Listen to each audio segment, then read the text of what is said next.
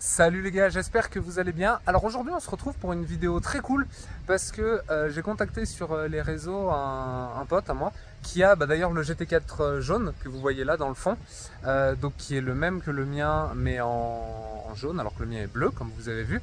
Et c'est un gars qui a beaucoup de très belles voitures. Il a une Huracan Performante, il a un Spider RS, il a beaucoup de Porsche et il les prend toujours dans des configs super stylés. Et le mec est un amour tout simplement et il a accepté qu'on filme son GT4 RS qui est juste derrière moi comme vous voyez et je vais vous montrer ça et puis vous allez voir, franchement on a fait un tout petit tour déjà de la voiture. Honnêtement c'est une dinguerie et en plus sa configuration elle est vraiment exceptionnelle, donc je vous montre ça de suite. Du coup voilà son GT4 RS. Alors il faut noter que le sien et c'est un peu son code, on va dire, c'est qu'il prend toujours les véhicules dans les présentations, enfin dans les configurations de présentation, pardon. Et lui, comme vous pouvez voir, il a cette couleur qui est une sorte de gris nardo un petit peu chez Porsche. Je crois que c'est le gris arctique, il m'a dit. Et elle a du coup le pack Vézar, forcément. Du coup, ce qui fait que vous avez le capot en carbone. Lui, il a pris l'option, de très bon goût honnêtement, il a pris l'option des jantes en magnésium qui leur donne un petit peu ce côté bleu, vous voyez. Il a les étriers rouges et vous avez le rappel GT4 RS ici. Là, vous avez toute la partie qui est en carbone et qui vient en fait alimenter le moteur en air frais. Mais la particularité du GT4 RS, c'est ici, cette admission d'air que vous voyez juste là et qui en fait est juste à côté de votre oreille. Ça fait un bruit de fou furieux honnêtement quand vous roulez fort avec. Et pareil, ça vient en fait alimenter en air frais le moteur qui se trouve juste derrière. Donc c'est une Porsche, hein. Donc on est sur un flat 6 4 litres qui fait 500 chevaux. En fait c'est exactement le même moteur que sur la GT3. Tout simplement Porsche en fait a pris le gros moteur qu'ils avaient dans la gamme et ils l'ont implanté dans le véhicule le plus petit qu'ils avaient, à savoir le Cayman. Et ça a fait un monstre absolu sur piste. Et ils ont aussi fait pas mal d'aéro, je vous montre ça de suite. Vous voyez typiquement ils ont rajouté, vous avez toujours le petit béquet qui remonte un peu en queue de canard. Mais en plus vous avez le bel aileron qui du coup est tout en carbone comme vous pouvez voir. Tout en carbone. Et en plus il a les mêmes attaches qu'on appelle en colle de cygne. Donc un petit peu comme ce qu'on a sur la GT3 992. Et après si on passe à l'arrière, vous pouvez voir qu'en fait ça fait quand même vraiment un gros morceau. Vous avez les deux sorties comme ça qui ressortent et puis ça gueule parce que c'est un moteur qui monte jusqu'à 9000 tours minute. Pour comparaison, le mien, le GT4, il monte à 7500 tours minute. La zone rouge là, ça monte, ça prend des envolées qui sont stratosphériques et ça fait un bruit de psychopathe. Donc j'ai pu vous montrer toutes les parties en carbone, les entrées d'air, mais il y a certains détails qu'on ne voit pas nécessairement. C'est que vous voyez ici cette zone, en fait elle est un petit peu coupée, un petit peu découpée pour laisser un petit peu le passage de roue. Et ça fait un peu penser du coup à de la GT3 RS où vous avez aussi pareil une petite découpe dans l'aile. Et si vous mettez en fait à fleur de carrosserie, vous voyez que le pneu il ressort comme ça. Donc ça fait vraiment un rendu qui est très cool. Justement, en parlant de pneus, forcément on est sur du Michelin, on est sur du Pilot Sport Cup 2 et en termes de dimension, on est sur du 245, 35 et 20 pouces à l'avant, alors qu'à l'arrière ça doit forcément être un diamètre un petit peu plus gros. On est sur du, je vais vous dire tout de suite, 295, 30, 20. Donc ça fait vraiment des gros boudins, mais il faut vraiment ça pour pouvoir passer en fait toute la puissance au sol. C'est bien évidemment une propulsion. Et non, là vous voyez aussi pareil, vous avez les ouïes qui sont super pratiques parce qu'en fait ça vous permet d'éjecter en fait l'air qui est un peu stationné dans le passage de roue. Et en plus c'est de l'air que vous pouvez diriger sur le long de la carrosserie comme ça. Donc vous pouvez même en plus travailler un petit peu cet air de façon aérodynamique.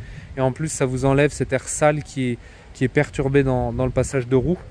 Là vous voyez sur l'avant un truc qui a été repris du coup de la GT3 RS 991 phase 2, c'est les prises d'air NACA que vous avez sur le capot. Ensuite vous avez les beaux phares à l'avant, les PDLS+, avec la fameuse signature lumineuse de Porsche qui fait les 4 points lumineux. Donc c'est vraiment très stylé. Et après à l'avant vous avez évidemment les gros radiateurs qui viennent gaver la voiture en air. Et vous avez toujours aussi cette sortie d'air ici qui est typique des modèles GT chez Porsche. Et vous avez un petit peu aussi comme sur à l'époque le pack Vezard de la 918, vous avez une sorte de petite ailette comme ça qui déborde de la carrosserie et qui en fait permet justement de guider le flux d'air et de l'orienter un petit peu comme il faut et pas qu'il parte n'importe comment. Ben en fait là devant là, ici là, ouais. Sur le capot, d'accord, c'est l'alimentation en air des freins avant. Ok, donc les prises d'air NACA c'est pour les freins en fait. Voilà, c'est ça exactement. Ok, et du coup je suppose que aussi pareil les bouches comme ça à l'avant. Ça c'est pour les freins, pas les freins, les radiateurs. Ouais, ok. C'est tout ce qui est radiateur, Mm-hmm. Ça permet de refroidir les radiateurs. Après, donc ici là, tu as une écope là, devant tu vois. Ouais. Ça c'est ce qu'on appelle la décompression de passage de roue. Ça réduit la portance à haute vitesse et ça améliore le flux d'air pour la stabilité de la voiture. Ouais, voilà, c'est ce que je disais du coup, c'est qu'en fait toutes les turbulences qui sont dans le passage de roue, ça permet d'éjecter en fait tout ça et tout simplement d'améliorer l'aérodynamisme de la voiture tout simplement. Et là, petite question, alors forcément on sait que l'admission qui est vers l'oreille, ouais. Ça c'est pour le moteur forcément, ouais, mais est-ce que celle du bas, la prise d'air du bas, tu sais si elle va aussi alimenter le flat 6 ou si elle va plutôt vers les pneus et les freins? Il a son anti-sèche. Non, parce qu'en fait, je vais te dire, je vais être honnête avec toi, t'as vu? En fait, à une époque, je savais tout par cœur. Ouais. Parce que je regardais que les Porsche. Et maintenant, je regarde tellement toutes les voitures que maintenant, j'ai un cerveau, t'as vu, c'est pas un ordinateur. J'ai les voitures, mais j'ai d'autres trucs. Ouais, forcément. En fait, et des fois, tu vois, je me dis, putain, c'est comme le nom de la couleur, tu vois, ça c'est gris arctique. Ouais. La voiture, je pouvais te l'épeler par cœur. Mais c'est vrai que ces derniers temps, avec toutes les voitures, les nouvelles sorties, je m'informe de toutes les voitures, etc., etc. Et du coup, des fois, je me dis, putain, mais attends, c'est quoi la couleur? Tu vois, c'est comme ma GT4, la jaune là-bas. Ouais. Je sais plus si c'est un jaune vitesse ou un jaune. Je crois que c'est vitesse le nom. C'est jaune vitesse et l'autre c'est. Jaune racing ou un truc comme ça. Mais alors que je le sais. Oui, vois, mais je crois que c'est vitesse. Au final, les gars, même l'ingénieur de chez Porsche, ça se trouve, il sait pas réellement ce qui s'est passé. Non, blague à part, de toute façon, c'est des entrées d'air, que ce soit à droite ou à gauche. C'est là pour refroidir que ce soit la boîte ou le moteur. Et au final, améliorer les performances de la voiture. De toute façon, si vous voulez faire des études d'ingénieur, faites-en et comme ça vous nous direz un petit peu ce que ça donne. Nous on n'est pas ingénieurs. Hein. Nous on est là pour kiffer les voitures. On est là pour kiffer les voitures et les sensations. C'est important, après tu es d'accord avec moi Antoine, c'est important de savoir quand même. Parce que c'est vrai que quand on achète des produits, alors que le produit coûte 50 000, 100 000, 200 000, etc. C'est quand même important de connaître la base. Bien sûr. Mais après c'est vrai que c'est des voitures qui sont tellement chargées en ingénierie comme on dit. Ouais. Que putain nous on n'est pas ingénieurs tu vois, et puis après la voiture c'est vrai qu'on aime bien savoir à quoi correspond ça, plus ça, mais après c'est vrai que tu le sais, toi tu as un métier, hein, t'es pas youtubeur, tu as un autre métier, tu as vu, un métier qui te fait gagner ta vie, qui te permet d'acheter des voitures. Moi c'est pareil, et puis le truc c'est que comme je dis l'automobile c'est une passion qui est infinie, donc tu vois par exemple sur la Temerario tu vois qui viennent de sortir, qu'ils ont présenté il y a un an là, ils sont en train de développer le modèle sur les réseaux sociaux, et je m'y intéresse plus maintenant qu'auparavant. Bien sûr. Donc je m'intéresse, et c'est vrai que le truc c'est qu'après moi je me dis, tu vois, quand je connais une voiture un petit peu par cœur, tu vois, je me dis je l'avais dans ma boîte noire, machin et tout, et après c'est vrai que quand on te reparle de la voiture, tu dis attends putain, il y a des trucs que je me souviens pas exact. Enfin, c'est compliqué de tout se souvenir aussi. Tu vois. Bien sûr. En fait, les gars, faut pas oublier un truc aussi, c'est que quand on achète ce genre de voiture, en réalité, on est des grands enfants. C'est des jouets pour adultes, tout simplement. Donc, ok, effectivement, c'est cool de savoir les specs, de savoir combien ça fait de chevaux, de couple, en quoi la cylindrée du moteur, ce genre de trucs. Mais à la fin, le vrai plaisir, c'est quand on a le volant en main et qu'on commence à avoir des beaux cols de montagne et à vraiment s'amuser avec. Clairement. Et tu vois, ce qui est important aussi, c'est que sur cette voiture, moi j'ai mis elle est full config officielle. Ouais, ça je l'ai dit, quoi, t'adorais ça. Il y a 40 000 € d'options à peu près. Ouais. Enfin, un tout petit peu moins, je crois, 38 ou 40 ou 42, enfin bon, je sais plus exactement. Mais elle a tout. Le seul truc que je voulais pas, c'était la radar de recul, parce que je voulais la carrosserie pure, tu vois. Je déteste les points là sur les carrosseries. Ouais, c'est vrai que ça peut être moche. Tu vois. En plus, c'est des petites voitures. Ouais. Tu vois, donc sur une grosse voiture, une Aventador, une Huracan, une R8, c'est pas trop dérangeant, une MG GTR. Mais quand la MG GTR, les radars de recul, c'est des oignons, ils sont dégueulasses. Ah ouais? Ouais, c'est des gros trucs comme ça. Okay. Mais sur une voiture comme ça, c'est comme un peu une Alpine, tu vois. C'est des voitures qui sont réduites. Et je trouve que mettre des radars de recul, je trouve que c'est, surtout sur une couleur comme ça, c'est pas bon. Ouais, ça ressort vachement. Sur du noir, pourquoi pas. Mais voilà. Et donc, pour finir, cette voiture, elle a vraiment la config officielle, hormis les radars de recul. Et c'est pour ça aussi que j'ai pris les freins en acier. Ouais, parce que du coup c'est ce qui a été présenté. Ouais, et puis sur le marché européen, elle était présentée avec des freins en acier. Ouais. Et sur le marché américain, dans les salons, etc., elle était présentée avec des freins céramiques. Okay. Moi, de toute façon, je suis pas très céramique. Honnêtement, je préfère l'acier parce que c'est toujours pareil. Quand tu dois changer les céramiques, tu pleures en fait. Et j'ai toujours ce truc où tu as un peu peur d'utiliser au final tes céramiques et de les voiler ou de les abîmer. Alors que honnêtement, du freinage acier, franchement, on a fait un petit tour. Déjà, ça freine honnêtement très bien quand c'est chaud et c'est très endurant, quoi. Donc faut vraiment aller chercher loin pour trouver les limites d'un frein acier, surtout chez Porsche. J'ai trouvé un chef d'entreprise, un entrepreneur qui a une 50aine d'années, sa collection de voitures. J'ai plus son nom en tête, enfin je l'ai sur mon téléphone, mais je l'ai plus dans ma tête. Et en fait, il a créé une société et en fait où il refait les céramiques. C'est-à-dire que quand ils sont usés, il te les refait. Et j'ai appris un truc super important. Et ce que je vous dis, vous pouvez le vérifier de partout, c'est ce qu'il m'a dit, hein, c'est sa société, je vois pas pourquoi il me dirait une connerie. Et en fait, si tu veux refaire des freins céramiques, ça coûte pour les marques italiennes, Maserati, Ferrari, Lamborghini, ça coûte entre 1008 et 2000 euros le disque, t'as vu. Et chez Porsche, ça vaut 20% de plus. Et là, je dis, mais attendez, je dis les gars, je comprends pas pourquoi vous prenez 20% de plus chez Porsche. Et tu sais ce qu'il me semble, mec? Il me dit, si, ça a été prouvé, etc. C'est que chez Porsche, ils sont de meilleure qualité parce qu'ils sont plus épais. Il y a plus de matière. Ouais, donc ils durent plus longtemps. Et du coup, ils sont censés durer plus longtemps. Et voilà. Et en fait, les freins céramiques chez Porsche. Alors, attention, moi je suis passionné par Porsche, mais je suis passionné par Lamborghini au même niveau. C'est deux marques complémentaires et que j'aime. Voilà, c'est mes deux fers de lance, Lamborghini et Porsche. Donc je dis pas, voilà, je suis pas là pour critiquer et tout. Moi, bien sûr. Voilà, c'est juste un constat. Et en fait, maintenant, il y a des technologies qui te permettent. Alors, c'est pas à moi de te l'expliquer puisque c'est pas mon business et puis j'ai pas les compétences de vocabulaire pour te l'expliquer. Mais en fait, maintenant, tu as moyen, au lieu de changer tes deux disques arrière ou tes deux disques avant, que ça te coûte 20 000 ou 24 000 euros, et ben tu peux les faire retravailler par un artisan. D'accord, donc c'est là. Après, si tes abonnés ils veulent, ben moi je te donnerai le nom et tu pourras leur envoyer. C'est une nouvelle société. Et du coup, ils te la retravaillent. Et au lieu que ça te coûte 20 000 euros les deux, ça te coûte 5 000. Ouais. Voilà. Ouais, bah ça vaut le coup, clairement. Est-ce que tu peux nous ouvrir l'arrière? Comme ça, on voit, parce que la pièce, elle est quand même magnifique sur le GT4 RS, faut reconnaître.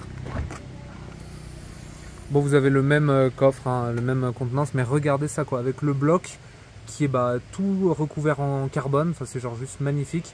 Forcément, tu as le pack Veissar, donc vous avez l'arceau, comme ça. Et ce qui est incroyable, c'est que le moteur il est vraiment à nu derrière vous et juste derrière vos oreilles, quoi. Donc vous comprenez pourquoi ça fait un bruit de malade mental cette voiture, quoi, honnêtement. Ouais. Ça c'est une option, les gars, ça vaut 504 euros. Ah oui, le fameux triangle en carbone, c'est vrai. 504 euros. Ouais. Voilà. Mais bon, je le voulais parce que j'ai regardé sur les présentations à l'IDT, donc voilà. Ok, petit point. Et puis on peut vous montrer du coup l'intérieur. Ça c'est très très beau. Avec le seuil de porte carbone. Le seuil de porte carbone illuminé, ça vaut un peu plus de 1000 euros, mais franchement c'est un bon investissement parce que quand tu es en pleine nuit, tour, ça te fait de l'éclairage déjà, ça t'éclaire bien la voiture. C'est magnifique. Et puis c'est absolument magnifique. C'est magnifique. Et puis même là, vous voyez du coup les gars, en termes de finition, vous avez du coup le carbone, vous avez du cuir, c'est surpiqué en bleu, l'Alcantara. Enfin c'est juste magnifique parce que les surpiqûres bleues et du coup aussi le bleu abyss. Bleu abyss du coup le nom, et le milieu aussi du siège, donc maintenant ils appellent ça du Racetex. Et la ceinture, en fait ça match aussi avec la couleur des jantes magnésium, donc ça fait un super raccord. Et avec le gris arctique, moi je trouve que ça passe super bien, honnêtement. Et ce que j'aime bien, ça, tu sais pourquoi j'aime bien que c'est en jaune? Parce que ça me rappelle celle-ci là. Ouais, c'est vrai que ça te rappelle celle-là. Du coup, c'est vrai que c'est le petit détail référence. Et puis même en plus, ça match la couleur des harnais. Et des harnais, du coup le jaune. Ouais, aussi, ça fait un petit rappel. Ouais, c'est sympa. Et vous avez, forcément, vous avez les sièges de la 918 avec sur l'appui-tête le logo Veissar qui est très stylé. Et vous avez toute la cage derrière. Donc ouais, non, ça fait une belle bête. Et là, du coup, de l'autre côté, vous avez forcément l'extincteur. Vous avez à nouveau le petit rappel donc dans l'endroit avec les gobelets. Voilà. Ouais. Ouais, ça sert strictement à rien. Ouais, mais ça c'est vraiment le côté, regardez, on est allemand, on sait bien concevoir les voitures, quoi. l'intérieur, ça s'appelle Tex Race. Ouais, Race Tex. Race Tex, voilà. Ouais. Merci. J'ai toujours des problèmes quand c'est pas des trucs français, moi. J'ai des Oui, problèmes. c'est de l'Alcantara, Voilà. quoi. Et ben non. Ah ouais? Et ben tu sais pourquoi? Pourquoi? Reprononce le truc. Race Tex. Race Tex, voilà, je te remercie. Il y a une sauce pour mettre dans les, Ouais, dans vraiment, kebab, Tex-Mex, tu sais, la sauce Tex-Mex. Et du coup, en fait, le truc, écoute bien, c'est un délire. Et je disais à Jules, je disais, ouais, pourquoi ils disent pas Alcantara? Et en fait, il m'a appris un truc de dingo. C'est qu'Alcantara, tu sais, c'est comme Frigidaire. Tu sais, c'est déposé. Ah ouais, c'est une marque d'une boîte? Ouais, Alcantara, c'est une marque. Ok. Que, voilà, après, ils se sont développés dans les années, avant les années 2000, etc. Donc, il y en avait dans les voitures, donc ils travaillaient en partenariat. Et Alcantara, c'est une marque, en fait. Tu vois ce que je veux dire? Et en fait, c'est de l'Alcantara. Ouais. Mais ils ont rebaptisé ça à leur sauce. Ouais. Vu qu'il y avait de plus en plus de voitures qui étaient équipées de cette Alcantara, on va dire. Donc, ils ont appelé ça Race Tex. Et ben moi, mais tu vois, c'est d'Alcantara, voilà, mais c'est le truc de chez Porsche. C'est-à-dire Race Tex, si un mec te dit, par exemple, tu vois, il veut te faire un quiz, il dit ma voiture à l'intérieur c'est du Race Tex. Ouais, c'est de l'Alcantara. Mais t'es sûr que c'est une Porsche parce que c'est propre à Porsche en fait. Et ben moi, tu vois, je pensais que, alors j'étais encore plus vicieux que ça. Je pensais que vu que l'Alcantara c'est de la peau retournée, et avec tout leur délire de protection animale, de trucs comme ça, je m'étais dit ils appellent plus ça Alcantara pour justement pas choquer les véganes. Pas du tout. Ok. En plus moi je suis bouché donc c'est les véganes. Oui, je sais. Bon, on doit avoir le même avis sur ça, je te rassure. Après je les respecte, tu sais, parce que dans mes boucheries je vends des quiches avec que des légumes, tu vois. Donc quand ils rentrent, j'ai toujours moyen de leur vendre un truc, quoi. Ça, c'est un vrai businessman. C'est grâce à ça qu'on achète des GT4 RS. Ouais, c'est ça. Après, bon, du coup, forcément, les gars, vous avez le pack chrono. Là, du coup, forcément, c'est la PDK. Du coup, c'est plus la boîte méca, donc c'est la super PDK. Vous avez tous vos boutons classiques, donc échappement pour passer la PDK en sport, les suspensions, ça, les aides, il faut les garder si possible. Le start and stop que moi je n'ai pas encore sur ma génération et que je n'ai pas non plus le lift parce que ça vraiment c'est trop bien, ça évite qu'elle frotte partout. Et après vous avez le PCM classique mais qui a été updaté parce que maintenant vous avez un écran un petit peu, donc c'est quand même plus sympa et un beau bruit. Et en fait là vous avez tout, c'est tactile, c'est beaucoup plus moderne que ce qu'on avait, que ce qu'on a sur le 981. Et après là l'interface, ça ressemble honnêtement, c'est la même interface, non? Si je peux me permettre, en fait Porsche, c'est des de évolutions. 2005 jusqu'à 2025, c'est la même voiture. Ouais. C'est des évolutions, pareil. Ils améliorent progressivement le produit sans le changer complètement, c'est des petites évolutions et c'est pour ça qu'on arrive à des produits qui sont objectivement parfaits quoi maintenant. Et ça c'est des poules aux œufs d'or, on appelle ça. Ouais. Alors moi je travaille pas pour Porsche, bien évidemment, je connais pas la rentabilité de tout, etc. Mais c'est vrai que sur les magazines vraiment spécialisés, sur les investissements, sur les sociétés, quand ils parlent par exemple que Ferrari gagne tant de milliers d'euros sur une Ferrari, Porsche tant de milliers d'euros, et que quand tu parles un peu avec les commerciaux et qu'ils t'expliquent, ça c'est leur poule aux œufs d'or en fait. Ouais, bien sûr. C'est-à-dire que quand ils te vendent ça, ils gagnent beaucoup d'argent. C'est-à-dire que c'est des voitures en fait où ils ont déjà la base, parce que quand ils vont construire, par exemple, quand ils vont créer une nouvelle génération de Cayman, ça va être déjà une base de sport, le châssis, et après ça va être développé, mais la base ils l'ont déjà. Bien sûr. Ouais, bien sûr. Et en fait, ça c'est des voitures qui coûtent, sans le malus, qui coûtent plus de 200 000 euros, mais c'est des voitures ultra rentables pour eux, tu vois ce que je veux dire. Oui, et puis même, il y a un gros boulot quand même d'ingénierie, mais comme tu dis, ils ont déjà la base, ils ont déjà fait des GT4 comme le 981 qu'on a, donc au final c'est de l'amélioration et ils peaufinent la formule.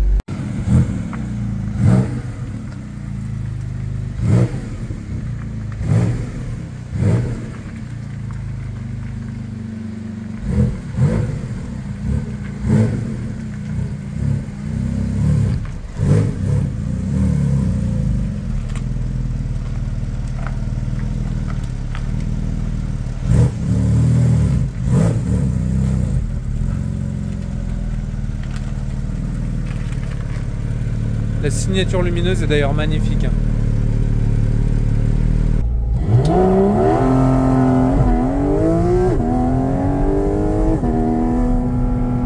Bon, comme vous voyez les gars, ça marche bien. Et Jérém a le pied lourd.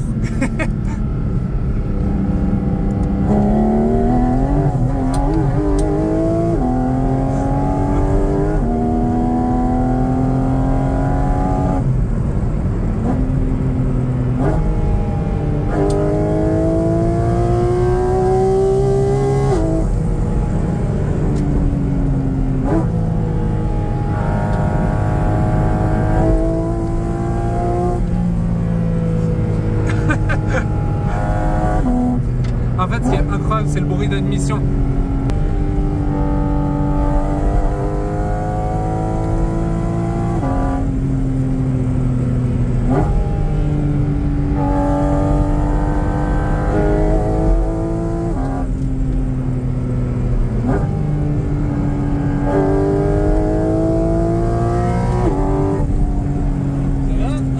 Ça secoue, hein.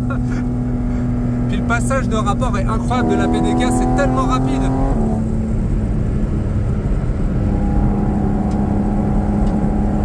On fait attention là, parce qu'on arrive vers un parking, il y a des enfants. Ouais, on est en période scolaire, je le précise. Et c'est vrai qu'il y a beaucoup d'enfants. Bon là, il n'y en a pas, mais en l'occurrence. Mais il vaut mieux prévenir que guérir. Et je veux pas gâcher ma vie, je veux pas tuer un enfant. Non, c'est toujours pareil, c'est qu'on fait des accélérations qui sont entre guillemets maîtrisées dans des zones où c'est pas risqué. Et puis toi, tu connais le secteur plus que par cœur. Donc c'est toujours pareil. Et là, dès qu'on arrive à un endroit où il y a potentiellement des gens, bah, vous voyez, on roule au pas et ça devient en plus, il y a beaucoup de gens qui viennent avec leurs chiens ici. Ouais, bien les sûr. chiens, souvent, ils sont lâchés, ils n'ont pas de laisse. Bien sûr. Donc j'aime beaucoup les animaux. J'ai pas envie d'écraser un chien. J'adore les animaux, j'ai un chien aussi. Un chien, voilà. On va passer sous le petit tunnel. Ah, on va faire un petit tunnel.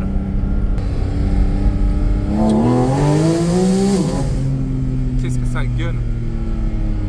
Puis vous voyez les gars, la ligne de la voiture de côté, c'est quand même un truc de fou. Et encore une fois, regardez la chance qu'on a. On est dans une, là on est dans une région qui est incroyable. On est vers le Mont d'Or, vers Clermont-Ferrand.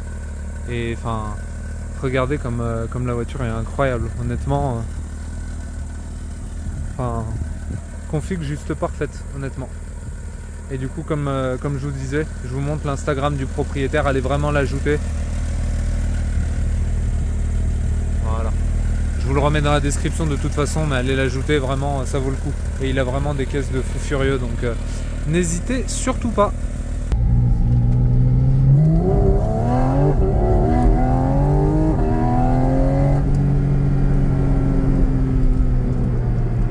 Ah, vous voyez les gars, la tenue de route, c'est incroyable. Et le bruit!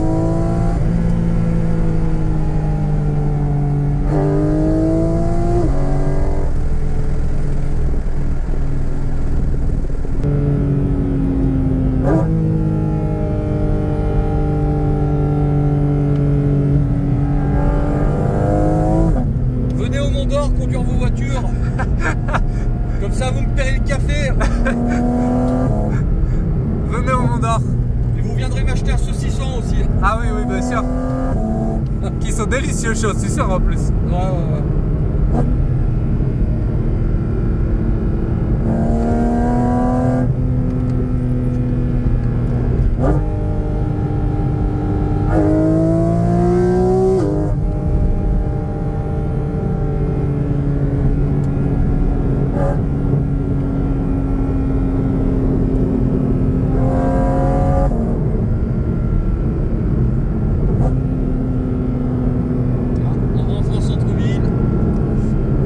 Exactement, et du coup on redevient sage. Exactement. On redevient... Ouais, mais la boîte PDK c'est incroyable et le son du moteur, c'est un délire honnêtement. Bon les gars, pour conclure cette vidéo, déjà merci beaucoup d'avoir regardé. Énorme merci à Jérémy qui a pris de son temps pour nous montrer cette superbe voiture. Vous avez vu, ça marche de fou furieux. Je vous mets les réseaux de Jérémy dans la description et de toute façon vous les avez vus dans la vidéo, c'était marqué sur la vitre, mais je vous les remets en description. N'hésitez pas à l'ajouter, il poste quotidiennement et c'est assez rigolo parce qu'il met aussi des petits quiz. Vous savez, tu préfères cette voiture ou cette voiture, donc moi perso je suis assez fan. Mettez un pouce bleu, n'hésitez pas à vous abonner à la chaîne et mettez en commentaire un petit peu ce que vous pensez du GT4 RS. Mais honnêtement, bilan, c'est une caisse de fou furieux. On n'a pas fait un essai conduite incroyable, mais de toute façon vous le savez déjà, ça marche de fou furieux, la PDK c'est fou, le moteur c'est incroyable, voilà. Si je devais mettre une note sur cette voiture, franchement les gars, qu'est-ce que je peux lui reprocher? Il n'y a rien à lui reprocher. Okay. Le seul truc qu'on peut lui reprocher, et c'est comme toutes les voitures en France, c'est je vais rester poli, c'est le malus. Ouais. Mais hormis le malus, voilà, qui a rien à voir avec la voiture, mais qui est quand même coulé à la voiture quand au moment de l'achat. Sinon la voiture en elle-même, je veux pas dire parce que je connais pas toutes les voitures du monde, je les ai pas toutes conduites non plus, mais j'ai rarement conduit quelque chose d'aussi efficace en rapport qualité-prix, surtout attention en coût d'entretien. Ouais. Là on parle quand même d'une voiture, on ne l'a pas précisé. La voiture je l'ai achetée neuve. Ouais. 2 ans après je l'emmène chez Porsche faire le premier entretien, elle avait 15 000 km, ça m'a coûté 1160 €. C'est rien. Là j'y retourne au bout de 2 ans, ça va être le plus gros entretien, ça va être un gros entretien. Ouais. Je suis à 1008, 1009. C'est rien. Ce que je veux dire, là les pneus, j'ai pas fait de circuit. Ouais. Les pneus, je peux faire encore 3000 km. Mhm. Les pneus, ils ont 15 000. Enfin, c'est des voitures que vous pouvez utiliser quotidiennement ou tous les week-ends, etc. Ça ne va pas, alors hormis l'achat de la voiture bien évidemment, mais ça va pas vous ruiner comme certaines marques qui sont, enfin, qui sont un peu plus chères, on va dire, qui sont pas le tout mais presque, en coût d'entretien ou en coût d'utilisation. Et on est sur une voiture vraiment, voilà, c'est fiable, j'ai jamais eu de soucis, je me suis fait plaisir, c'est des voitures au top. Moralité, Porsche, c'est sans doute une des meilleures marques de voitures de sport, mais vous le savez déjà. Et autre moralité, venez habiter en Suisse, comme ça vous ne paierez pas le malus. Ciao, ciao les gars.